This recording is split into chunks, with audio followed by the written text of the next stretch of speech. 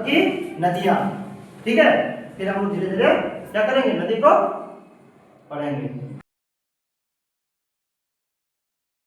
सबसे पहले हम भारत की नदियों में रिवर्स ऑफ इंडिया में हम उन लोगों को हम इंट्रोडक्शन बता दिए थे, नहीं बताते थे कि उसमें हिमालय नदियां भी श्रेणी में आता है और प्राकृतिक नदियां श्रेणी आता है। हमने ये भी बताया था कि हिमालय की नदियां जैसे इंपॉर्टेंट से देखेंगे, important exam point of view से, तो उसमें सबसे पहले गंगा, यमुना, सतलज, सिंधु, ब्रह्मपुत्र, ये सब क्या है, सारे के सारे हिमालय नदियां हैं। प्राकृतिक नदियों की बात करेंगे तो गोदावरी है, कृष्णा है, कावेरी है, ठीक है ना, इस तरह से नदियां हैं। उसी तरह से आज हम वन बाय वन नदियां क्या करेंगे, क्रम वाइज पढ़ेंगे। तो सबसे पहले हम बात करते हैं सिंधु नदी।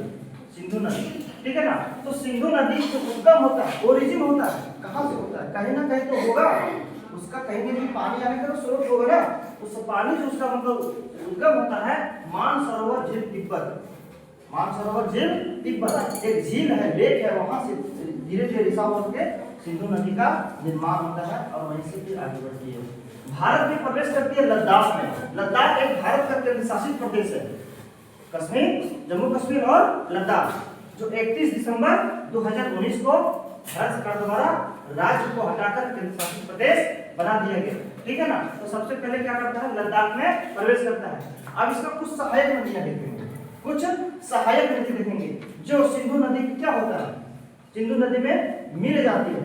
जैसे सबसे पहले झेलम नदी, चिनाब नदी, रावी नदी, व्यास और सतलज नदी, ये सारे के सारे जितनी सारी नदियां हैं जो सिंधु नदी का सहायक नदी है। और हर सारे नदियां एक स्थान पे नहीं मिलती है, जगह जगह पे सिंधु नदी में मिलती रहती है।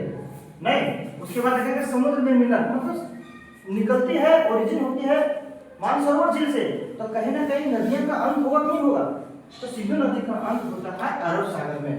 अरब सागर मतलब अगर छापते हैं इस एरिया जो है नाइजीरिया, यहाँ पे क्या होता है, क्या होता है, सिंधु नदी आके गिरती है।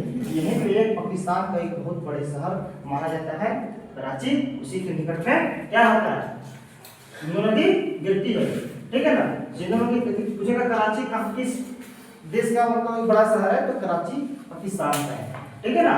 यह नदी अधिकतर भाग पाकिस्तान में बहती है, लगभग 80% भाग, मतलब 80% पानी जो है पाकिस्तान में गिरती है और 20% हिस्सा भारत में बहता है।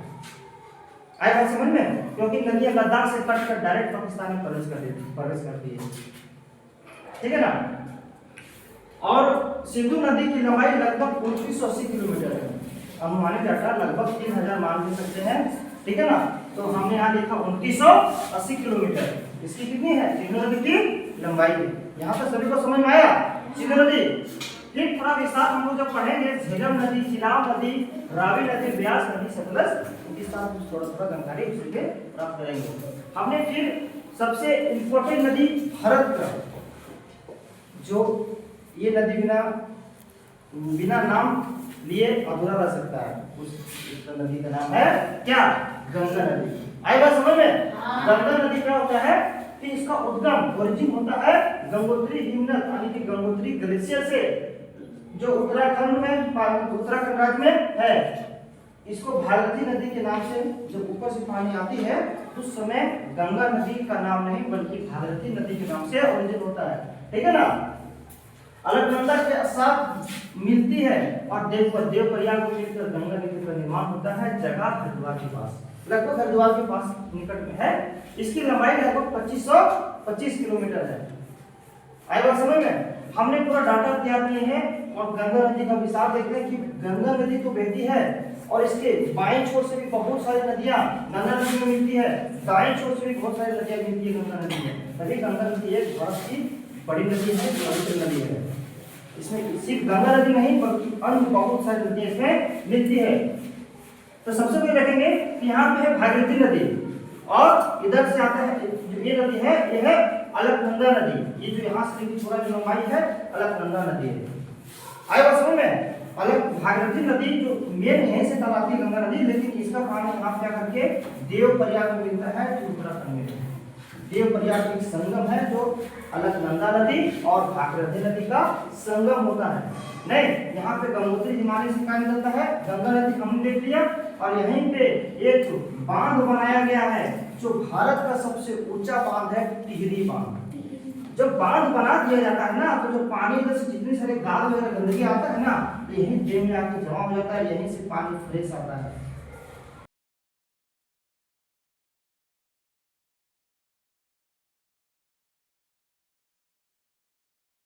तुमको एक इमेज दिखाएंगे, वीडियो दिखाएंगे, और यहाँ से पानी धीरे धीरे चले जाता है, लेकिन अलकनंदा पानी हमेशा गंदा ही आता है, क्योंकि इस पर कोई डैम उतना बड़े पैमाने पर बांधा नहीं गया है। ठीक है ना। अब देखो अलग अलग क्या होता है ना, अलग अलग नाम से जाना जाता है। इधर भी अलकनंदा नदी में लगभग 3 नदी से 4 नदी आपस में मिलती है। इसमें भी जब एक नदी इधर से आती है पिनाक नदी, तो यहाँ पे आके मिलती है, इस संगम को कहते हैं कर्णप्रयाग। क्या कहते हैं? कर्णप्रयाग। फिर ऊपर जाएंगे तो यहाँ पे नंदाकनी नदी है, यहाँ पे मिलती संगम को कहते हैं रुद्रप्रयाग। प्रयाग का मतलब होता है दो नदियों का मिलन, दो नदियों का संगम। फिर यहाँ पे आते हैं तो एक नदी का नाम है धौलीगंगा नदी, यहाँ पे जब यहाँ मिलता है इस स्थान का नाम है विष्णुप्रयाग। ठीक है। तो धीरे धीरे क्या होता है, नदी आगे बढ़ती है, बढ़ते बढ़ते हम सबसे पहले देखेंगे कि जो गंगा नदी की जो बाईं छोर से, गंगा नदी का बाईं छोर से जो नदियां आके गंगा में मिलती है, ठीक है ना, उसको देखते हैं। सबसे पहले कन्नौज देखते हैं, कन्नौज नहीं, रामगंगा नदी। रामगंगा नदी उत्तराखंड के जिम कॉर्बेट नेशनल पार्क से निकलती है, और नदी निकलते हुए आके मध्य क्या बोलते हैं उत्तर प्रदेश के एक शहर है कन्नौज, वहां पे आके मिल जाती है। इसके रामगंगा नदी के किनारे एक बहुत बड़े शहर बसा हुआ है उत्तर प्रदेश के जिला, जिसका नाम है बरेली। पूछेगा बरेली किस नदी के किनारे है, तो तुम्हें ऑप्शन मिलेगा रामगंगा नदी। फिर नदी धीरे धीरे प्रवेश बढ़ती है, फिर यहीं पे एक नदी का मिलन होता है, और वो नदी गंगा नदी की सबसे बड़ी सहायक नदी है, जिसका नाम है यमुना नदी। यमुना नदी इलाहाबाद पुराना नाम, वर्तमान में प्रयागराज के नाम से जाना जाता है। यहीं पे दो नदियों का संगम होता है, एक का नाम है गंगा और एक का नाम है यमुना। यहीं पे संगम होता है। फिर यही नदी आगे चल के यमुना का नाम ना जान करके गंगा के नाम से जाना जाता है। फिर आगे नदी बढ़ती है, और यहीं से नदी और आगे मिलती है गाजीपुर शहर में, गाजीपुर क्षेत्र में, और इसका नाम है गोमती नदी। गोमती नदी के एक क्षेत्र मतलब गोमती नदी के किनारे दो बड़े शहर बसे हुए हैं, एक का नाम है लखनऊ और दूसरा का नाम है जौनपुर। पूछेगा क्वेश्चन में कि बताओ लखनऊ किस नदी के किनारे स्थित है, तो तुम्हें गोमती नदी मानना पड़ेगा। एक क्वेश्चन और पूछेगा बताओ जौनपुर किस नदी के किनारे है, तो तुम्हें मानना पड़ेगा गोमती नदी। गोमती नदी पूछेगा कहाँ पे मिलती है गंगा नदी में, तो एक शहर है या जिला है गाजीपुर उत्तर प्रदेश। फिर नदी धीरे धीरे आगे प्रवेश करती है, और यहाँ पे भी एक नदी आगे मिलती है, इस नदी का नाम है घग्गर नदी।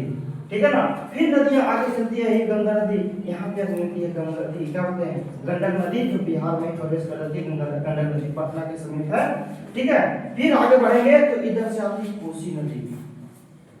कोसी नदी समझ में आ गया। कोसी नदी नेपाल के तराई क्षेत्र से निकलता है गोसाई नाम से, और यहाँ पे आके लगभग क्या बोलते हैं भागलपुर क्षेत्र से पूर्वी भारत पूर्वी बिहार में आके मिल जाती है, और कोसी नदी को ही कहा जाता है बिहार का शौक। ये बहुत घातक नदी है, जब इसमें पानी अधिक मात्रा में आ जाता है ना, तो पूरे पूर्वी बिहार जो है डूब जाता है। पानी अधिक आ जाएगा तो डूबे करेगा ना। फिर नदी हम बाएं छोर पर देख लिए, हम गंगा नदी के दाएं छोर से देखेंगे, तो सबसे पहले दाएं छोर की सबसे दाएं छोर बोलो या तो फिर क्या गंगा नदी का सबसे बड़ी सहायक नदी, सबसे लंबी सहायक नदी यमुना नदी।